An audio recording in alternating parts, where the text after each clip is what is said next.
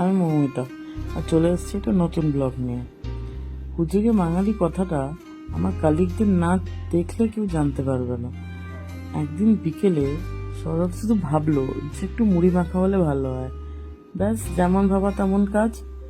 সবাই পুরো টিম মিলে লেগে পড়লাম যে মুড়ি মাখা খেতে হবে। কি প্ল্যানিং! তারপরে এই যে সৌরভ চলে এসছে, যার পুরো প্ল্যানটা ও পুরো শুধু জোগাড় করে দিয়ে গেল। সবাই মিলে নিয়ে নিজের স্কিল দেখাচ্ছে, কেউ মুড়ি মাখছে, কেউ নুন দিচ্ছে, কেউ পরিবেশন করছে।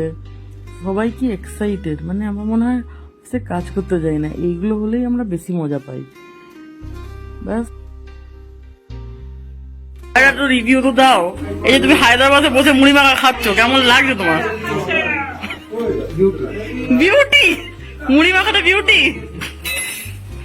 মুড়ি মাখাটা বিউটি নাকি? এই